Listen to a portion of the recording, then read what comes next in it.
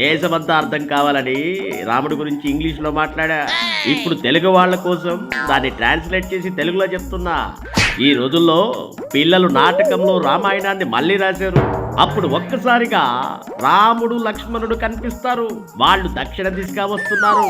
లక్ష్మణుడు అంటాడు, రామా ఎంత అదృష్టం చూడు, ఇక్కడ ఒక అడవి ఉంది. రాముడు అంటాడు, లేదు ఇది ఎవరో ఒకరి భూమి, ఇది ఎవరో ఒకరి ఫారం అని. అక్కడ పండ్లున్నాయి, మనం తినవచ్చా? అవును, కానీ ఇది దొంగతనమా? లేదు లేదు, ఆకలిగా ఉంటే తినవచ్చు. వాళ్ళు తింటున్నప్పుడు శూర్పణఖ రావణుడు వస్తారు. శూర్పణఖ చాలా కోపంగా అంటుంది, అన్నా ఎవరో మన పండ్లు తింటున్నారు.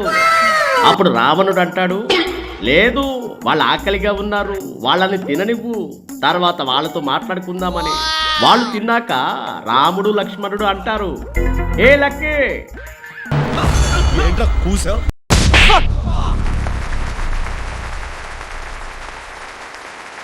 రాముడు లక్ష్మణుడిని లక్కీ అని పిలుస్తాడు. అంటే ఇప్పుడు చిరంజీవిని చిరు అని, నాగార్జుని నాగ్ అని, ప్రకాష్ రాజ్ అదే నన్ను పాకి అని అంటారు కదా.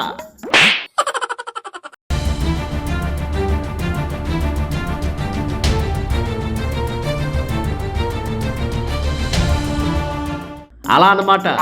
ఏ లక్కీ, కొంతమంది గిరిజనులు వచ్చారు. అప్పుడు వాళ్ళు అంటారు, లేదు లేదు మేమే యజమానులం అని. మీరు నిజంగా పండ్లు తిన్నారు కాబట్టి దానికి ధర చెల్లించాలి. అయితే ధర ఎంత? శూర్పణఖ లెక్క వేసి అంటుంది, $2000 GSTతో కలిపి. వాళ్ళంటారు, లేదు మా దగ్గర డబ్బు లేదు. అప్పుడు రావణుడు అంటాడు, వాళ్ళకి కొంచెం డిస్కౌంట్ ఇవ్వు శూర్పణఖ అని. సరే 20% డిస్కౌంట్. లేదు ఇంకా మా దగ్గర డబ్బు లేదు. డిస్కౌంట్ ఇచ్చినా కూడా డబ్బు లేకపోతే మీరు టూరిస్టులు కాదు, మీరు ఆహారం కోసం వచ్చారు. కాబట్టి మీరు చేసిన పని ఏమిటంటే, మీరు పండ్లు తిన్నందుకే వాటి గింజలు ఉన్నాయి కదా, వాటిని నాటండి, చెట్టుగా పెంచండి, తర్వాతే ఇక్కడి నుంచి వెళ్ళండి. ఎందుకే నీ పేరేమిటి? నేను ఉత్తరం నుంచి వచ్చిన రాముడు. అవును, నేను దక్షిణం నుంచి వచ్చిన రావణుడు. మిమ్మల్ని కలవడం చాలా ఆనందంగా ఉంది.